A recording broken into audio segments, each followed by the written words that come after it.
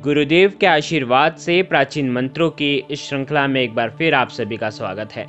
सफलता एकादशी पर आपको एक अचूक उपाय करना है जिससे आपको आपके जीवन में सफलता मिलेगी। यदि आप किसी भी चीज़ में सफलता प्राप्त करना चाहते हैं तो इस सफलता एकादशी पर आपको अचूक उपाय करना है। एकादशी तिथि का हिंदू धर्म में विशेष महत्व होता है। महाभारत की कथा में एकादशी के व्रत का उल्लेख मिलता है। पौराणिक कथाओं के अनुसार भगवान श्री कृष्ण ने स्वयं धर्मराज युधिष्ठिर और अर्जुन को एकादशी व्रत के महात्म्य के बारे में बताया था। एकादशी व्रत को सभी व्रतों में सर्वश्रेष्ठ माना गया है। ध्यान रखें, इस बार जो सफला एकादशी आ रही है वो गुरुवार के दिन है और गुरुवार का दिन भगवान विष्णु को समर्पित होता है और साथ ही साथ एकादशी का दिन भी भगवान विष्णु को समर्पित होता है। वर्ष 2021 की आखिरी एकादशी पंचांग के अनुसार 30 दिसंबर 2021 को साल की आखिरी एकादशी तिथि है। मान्यता के अनुसार पौष मास का पवित्र महीना चल रहा है और कृष्ण पक्ष की एकादशी तिथि को सफला एकादशी के नाम से जाना जाता है। धार्मिक मान्यता है कि इस दिन विधि विधान से सफला एकादशी का व्रत करने से सभी मनोकामना परिपूर्ण होती हैं। कई लोग व्रत नहीं करते हैं तो उनको उपाय तो जरूर करना चाहिए और जो लोग व्रत करते हैं उन्हें भी ये उपाय करना चाहिए ताकि उनके सभी कार्यों में वो सफल हों।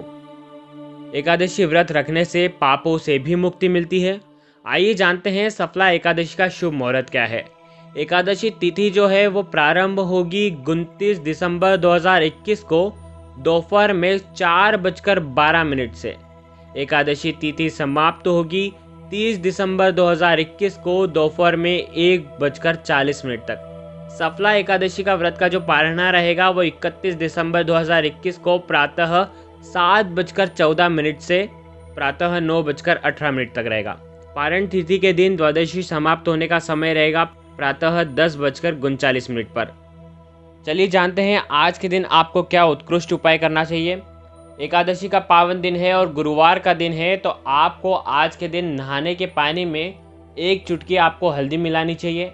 वैसे पौष का पवित्र महीना चल रहा है तो आप 1 चुटकी कुमकुम डाल करके भी आप स्नान कर सकते हैं। इससे आपके जीवन में तेज की प्राप्ति होगी। आप हल्दी का भी स्नान कर सकते हैं या आप 1 चुटकी कुमकुम डाल करके भी स्नान कर सकते हैं। अब आपको स्नान करने के बाद आपको आज के दिन वैसे तो पीले वस्त्र पहने जाते हैं क्योंकि एकादशी है और गुरुवार है तो आपको पीले वस्त्र धारण करना चाहिए। अगर पीले वस्त्र ना हो तो आप लाल वस्त्र पहन सकते हैं, सफ़ेद वस्त्र भी पहन सकते हैं। ध्यान रखें, काले और नीले रंग के वस्त्र आपको भूल करके भी नहीं पहनना है।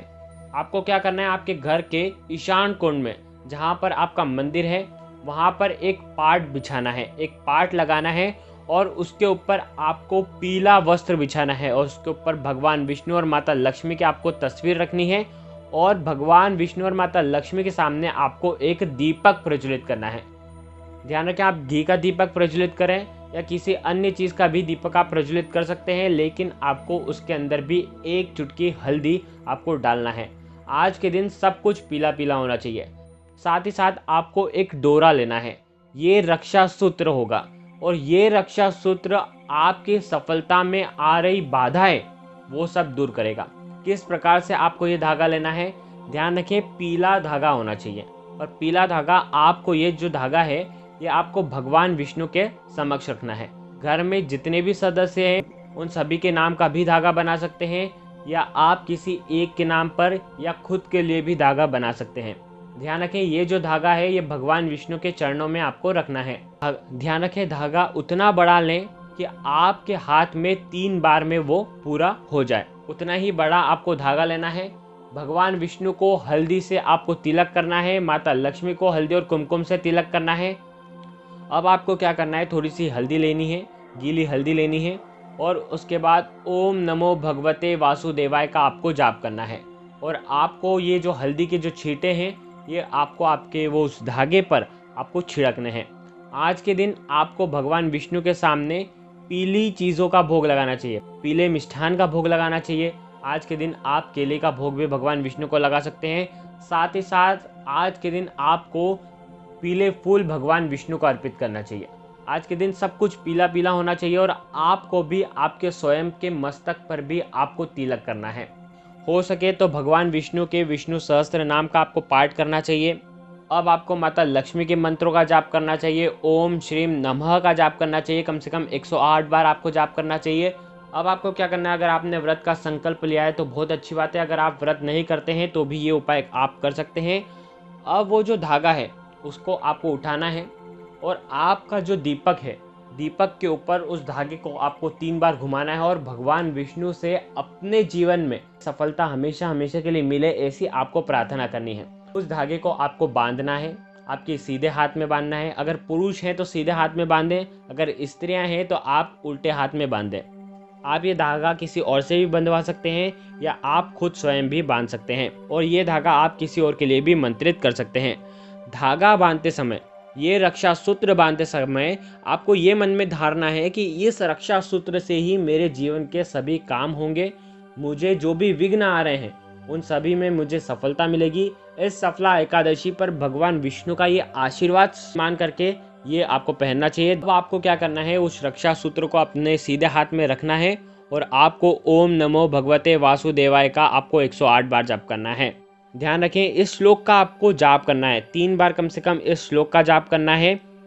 एन बद्धो बलिह राजा दानवेंद्रो महाबलः तेन त्वा मनोबंधामि रक्षे माचल माचलः।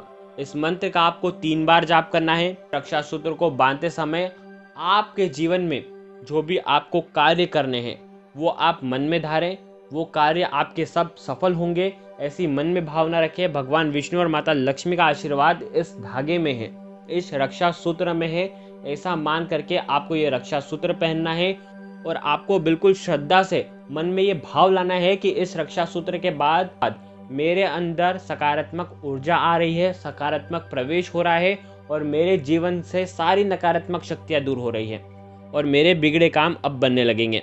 इस प्रकार से आपको मन में ध्यान करना है। और कलावा बांधते समय इस बात का ध्यान रखें कि ये जो कलावा है ये 3 बार में पूरा आपके हाथ में बंध जाना चाहिए। नियम के अनुसार कलावा कलाई में सिर्फ 3 बार लपेटा जाता है।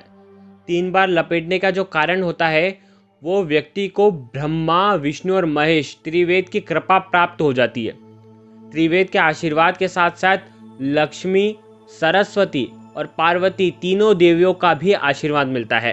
तो इस प्रकार से आप पीला धागा बांध सकते हैं। यदि आपको ये पीला धागा, ये रक्षा सूत्र आपको बांधना नहीं है तो ये रक्षा सूत्र आप आपके धन रखने वाले स्थान पर भी रख सकते हैं या आप इस रक्षा सूत्र को आप आपके घर के मंदिर में भी रख सकते हैं।